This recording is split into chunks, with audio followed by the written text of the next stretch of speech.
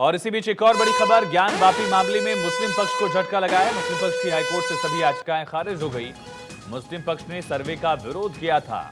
6 महीने में सुनवाई पूरी करने का आदेश। मेंटेनेबिलिटी को जो चैलेंज किया गया था उस पर प्लेसेस ऑफ वर्शिप एक्ट लागू नहीं। 1991 के मुकदमे को ट्रायल की मंजूरी मिली। इस वक्त की बड़ी और अहम खबर, तो मुस्लिम पक्ष की तरफ से 5 याचिकाएं अलग अलग लगाई गई थी, जिनमें 2 मामले जो हैं वो मेंटेनेबिलिटी से जुड़े हुए थे और 3 मामले सर्वे को लेकर थे। 2 याचिकाएं सिविल वाद की पोषणीयता, 3 याचिकाएं सर्वे आदेश के खिलाफ थी।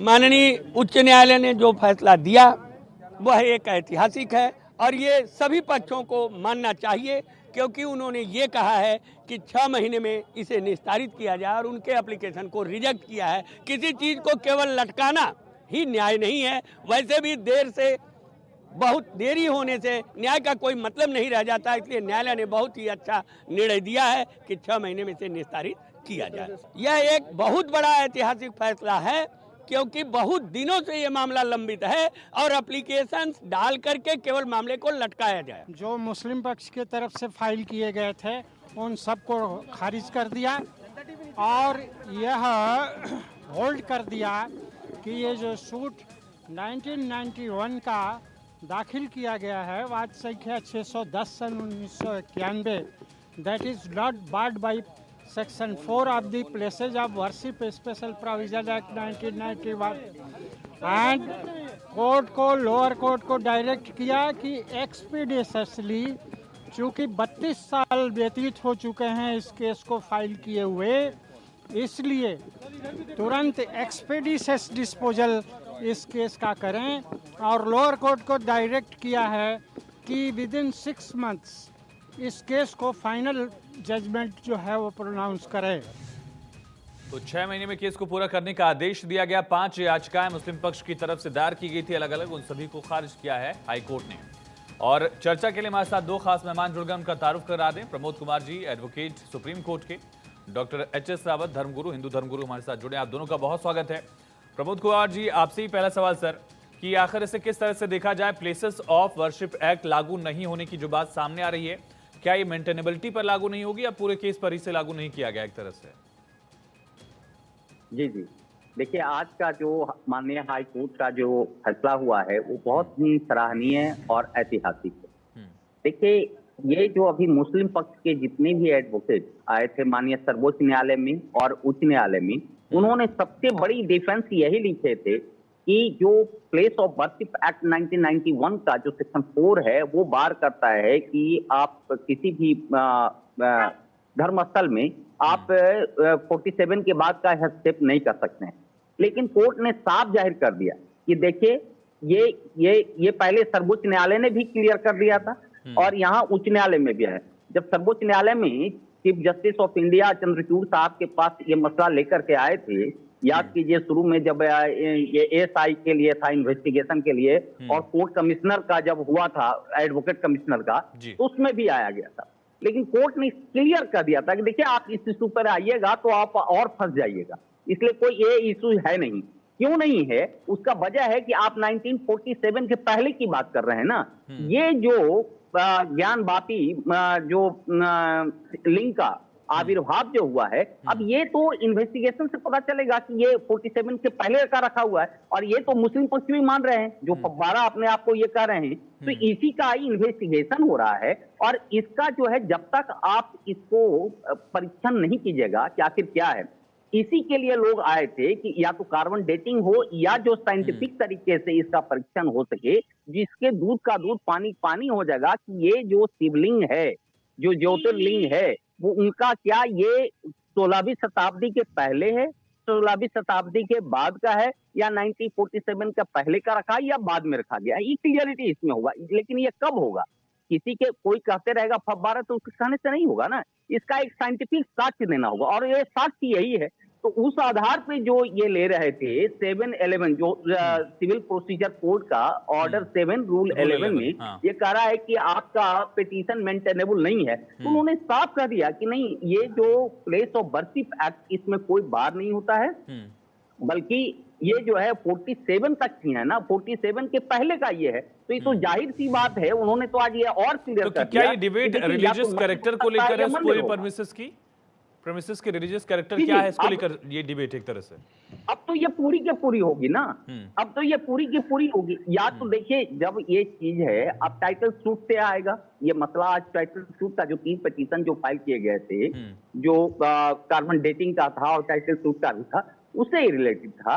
उसमें ये दिए थे कि मेंटेनेबल नहीं होगा, क्योंकि पहले पूजा की बात किए थे, अब ये हो गया है कि वो मंदिर का हिस्सा है, क्योंकि जब से शिवलिंग का आविर्भाव ठीक है हुआ सर, मैं है, तब से हुआ रावत कि वो साहब के मंदिर पास का जाऊं उससे पार्ट पहले है। एक छोटा सा सवाल आपसे और समझेंगे। 6 महीने में निस्तारण का आदेश दिया गया है हाईकोर्ट की तरफ से, क्या 6 महीने में पूरा फैसला देना होगा जिला न्यायालय को? प्रमोद सर।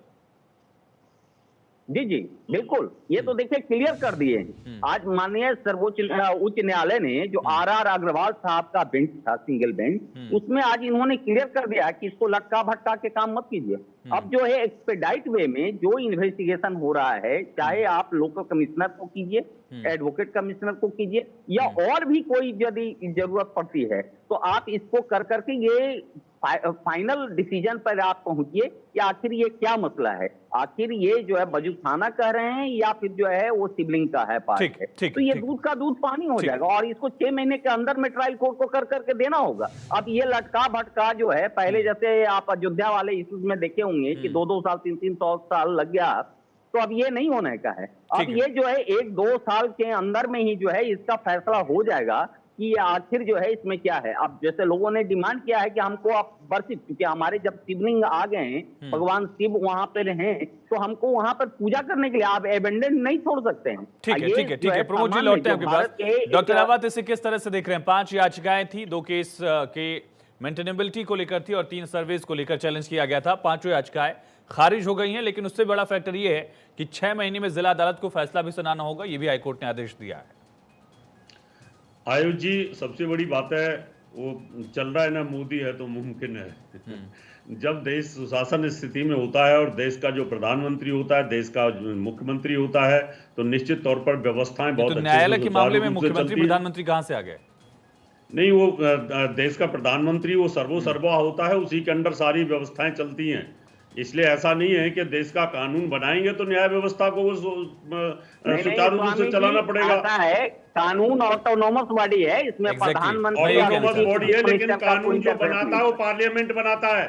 आप एडवोकेट जरूर हैं, लेकिन हमें अनुभव है इन चीजों का, इसलिए पार्लियामेंट को अधिकार है कानून बनाने का, कानून को ध्वस्त करने का। मोदी जी ने कितने कानून को खत्म कर दिया। प्रधानमंत्री ने 91 का वर्षेप एक्ट बनाया। नहीं रावत साहब सुनिए ना, ये डिबेट का विषय है नहीं, हम डिबेट किसी और इशू पर कर रहे हैं। मैं मानता हूँ रावत साहब सुनिए ना, सुनिए रावत साहब सुनिए ना। ठीक है, आपकी बात सही है कि कानून बनाने का काम सरकारों का है, लेकिन जुडिशरी ऑटोनॉमस है, ये तो एक फैक्ट है। नहीं तो ठीक है, जब देश का ठीक है, ये विषय नहीं हमारी चर्चा का। जो सवाल मैंने पूछा था, 5 याचिकाएं खारिज हुई, साथ ही 6 महीने की टाइम लिमिट भी तय कर दी गई। कैसे देख रहे हैं आप? सुशासन है, ये सुशासन है, चाहे वो न्याय व्यवस्था के अंदर हो, चाहे वो देश की कार्यपालिका के अंदर हो। इसलिए बड़ी खुशी की बात है कि आयुष जी ये सब फैसले 6-6 महीने में हो रहे हैं। नहीं तो पहले 100 साल से फैसले नहीं हो रहे थे, 50-60 साल तक कांग्रेस की सरकारें रही हैं, तब फैसले नहीं होते थे। जुडिशरी खुद को भी सुधारती रहती है, जैसे सरकारें खुद को सुधारती है, वो अलग चर्चा है, वो अलग विषय हो जाएगा, अलग विषय हो जाएगा। रावत साहब, जो मेरा सवाल है, 5 याचिकाएं खारिज हुई और टाइम लिमिट सेट कर दी गई है 6 महीने की, इसी में फैसला आएगा जिला कोर्ट की तरफ से। अब वो लंबा दौर नहीं चलेगा। बिल्कुल खुशी की बात है और हिंदुओं के लिए सबसे बड़ी खुशी की बात है। मैं तो हमेशा इसी बात के पक्षधर में था, और जो रिपोर्ट सार्वजनिक अगर कर दी जाती है तो मैं तो कहता हूं रिपोर्ट सार्वजनिक होने के बाद ज्ञानवापी के अंदर पूर्ण रूप से नमाज अदा करना बंद कर देना चाहिए, वजू खाना बंद कर देना चाहिए। 350 वर्ष तक जिस प्रकार से इन्होंने हमारे शिवलिंग के साथ अत्याचार किया, भगवान शिव शंकर के साथ अत्याचार किया, वो असहनीय है और बहुत ज्यादा हमें क्रोध है और आक्रोश है। और अगर ये रिपोर्ट सार्वजनिक होती है तो निश्चित तौर पर सरकार को चाहिए, प्रदेश सरकार को भी चाहिए कि यहाँ पर नमाज को टोटल बैन किया जाए, नहीं तो लॉ एंड ऑर्डर खराब हो सकता है। लेकिन प्रमोद जी, जो मामला कोर्ट के अधीन है उसमें तो सरकार फैसला कर सकती है या नहीं कर सकती है? क्या है प्रावधान उसके हिसाब से? सर, प्रोविजन ये है कि जो मैटर लिटिगेशन पेंडेंटलाइज होता है, जो कोर्ट के अंदर में होता है, उसमें सरकार इंटरफेयर नहीं करती। स्पेशली जो सर्वोच्च न्यायालय में होता है तो उस इशू पर संसद में बहस भी नहीं होता है। उस पर संसद में आप किसी तरह का प्रश्न नहीं कर सकते हैं, क्योंकि यदि आप करते हैं तो एक किसी न किसी तरह से डायरेक्ट और इनडायरेक्ट एक कोर्ट की गरिमा है, जो डिकोरम है, उसमें जो है डिस्टर्ब होता है। और मैं नहीं समझता हूं कि ये सरकार बहुत संयमित है और बहुत ही जागरूक है। ये किसी तरह का जो जुडिशियरी में इंटरफेयर नहीं करती, अभी तक तो नहीं करते आ रही है। और मुझे उम्मीद है कि जिस तरह से जिम्मेवार एक सरकार है वो आगे भी जुडिशियरी का नहीं करेगी। जुडिशियरी एक ऑटोनोमस बॉडी है। अब आगे क्या, अब आगे क्या कवायद हम देखेंगे? 6 महीने का एक तरह से टाइमलाइन सेट कर दी गई है जिला न्यायालय के लिए। एक तरफ सर्वे की कॉपीज भी सबमिट की गई, अगली तारीख भी तय की गई है, लेकिन जो सील बंद लिफाफे में सर्वे रखा गया है कोर्ट के पास, उसको लेकर क्या कोर्ट में कहा जाता है? क्योंकि विष्णु शंकर जैन ने कहा कि ये तो सुप्रीम कोर्ट के ऑर्डर के भी अलग है, क्योंकि जो चीजें पब्लिक डोमेन में होनी चाहिए वो पब्लिक डोमेन में हो। विष्णु शंकर जैन साहब ने बिल्कुल सही कहे हैं कि जो भी डॉक्यूमेंट या कोई भी जो है प्रॉपर्टी यदि कोर्ट में जमा हो जाता है, कोर्ट के पटल पे रख। देखिए प्रमोद जी, आपने म्यूट कर लिया क्या खुद को? हाँ, अनम्यूट करिएगा। और इसमें नहीं है, क्योंकि वो पार्टी को लेने का पूरा राइट है, पूरा राइट है। क्योंकि जब तक वो कॉपी नहीं लेगा तब तक के वो कैसे डिसीजन कर पाएगा कि क्या सही है क्या गलत है। इसलिए उसको पूरा राइट लेने के लिए है, और ये कोई कोर्ट का नहीं, वो सार्वजनिक हो जाता है। तो मैं समझता हूं कि विष्णु शंकर जी का जो कथन बिल्कुल सत्य है। और ये देखिए 21 तारीख को लगा हुआ है ये मैटर। 21 तारीख को ये दूध का दूध और दूसरे पार्टी को उनको देना होगा। दूसरे पार्टी को कोर्ट मना नहीं कर सकती है, वो देगी। और मैं समझता हूं कि जो इन्वेस्टिगेशन जो एएसआई सर्वे में आया हुआ है उसमें काफी साइंटिफिक भी हुआ है, ऐसे भी वीडियो से भी हुआ है, और काफी कई तरह से हुआ है। उसमें मैक्सिमम जो ऑब्जेक्शन इसीलिए दूसरे पक्ष इसलिए ऑब्जेक्शन कर रहे हैं कि इसको डिस्क्लोज नहीं किया जाए, क्योंकि उनको अंदर से भय है कि उसमें तो सारा का सारा जो है ये एक फैक्टर हो सकता है। लेकिन इसी पर्टिकुलर केस को हमने देखा कि अलग कहीं डिबेट हो रही थी, कुछ किसी ने तर्क रखा, कुतर्क रखा, जो भी बातें थी, उसके बाद वो मामला और बढ़ता चला गया। किसी टिप्पणी की वजह से देश पर दबाव डाला गया, एक मर्डर हो गया और सारे मर्डर्स हुए। तो उसको लेकर माहौल ना खराब हो, ये जिम्मेदारी तो है ही प्रमोद जी। लेकिन देखिए जिम्मेदारी अपनी जगह है, वो लॉ एंड ऑर्डर संभालने का काम है। इससे भी बड़ी बड़ी जिम्मेदारी हुई है, इससे बड़ी जो अयोध्या वाला केस हुआ उसमें हुआ है। तो मैं नहीं समझता हूं कि ये कोई इश्यूज है। मतलब जो लॉ एंड ऑर्डर का काम है वो सरकार का है, सरकार संभाले, जुडिशरी अपना इंडिपेंडेंट काम करेगी, वो करती रहे। जुडिशरी का है ये जो गिव एंड टेक होता है कोई भी डॉक्यूमेंट्स का, वो जुडिशरी का पार्ट है। उसमें मैं नहीं समझता हूँ कि किसी तरह का लॉ एंड ऑर्डर को जो है डिस्टर्ब होने की इसमें है। और बाकी जो ये काम लॉ एंड ऑर्डर संभालने का काम वो गवर्नमेंट का है, गवर्नमेंट उसको अब रावत साहब, अब आज की तारीख हो गई, एक तरह से आप लोग कामयाबी की तारीख के तौर पर देख रहे हैं, लेकिन 21 तारीख से उम्मीदें क्या? और वो जो 1500 पेजेस का डॉक्यूमेंट्स है, सर्वे का डॉक्यूमेंट, उसके पब्लिक डोमेन में आने से कितनी उम्मीदें बढ़ेंगी आप लोगों की? देखो, उम्मीदें तो पूरी हैं और खुशी की भी, अंदर से बहुत खुशी भी है, और साथ में पब्लिक डोमेन पे आने पे थोड़ा कष्ट भी होगा। अगर वहां पर ये उस रिपोर्ट में अगर ये आ गया ना आयुष जी कि जो सिबलिंग है, ये वजू खाना जो बना के रखा हुआ है हमारे सिबलिंग पर, जिस प्रकार से इन्होंने हमारी आस्था को चोट पहुंचाई, 370 वर्ष तक हमारी श्रद्धा को कुचला, धर्म को कुचला, तो ये असहनीय हो जाएगा। अच्छा रावत साहब, एक धार्मिक चीज बताइएगा, सवाल मेरा है, जैसे ये कहा जाता है, जो मैंने भी अपने घर परिवार में या पढ़ा लिखा है, कि जब आक्रमण हुआ तो पुजारी जो थे वो शिवलिंग को लेकर एक कूप था वहां पर कूद गए थे, शायद आपने भी सुना होगा।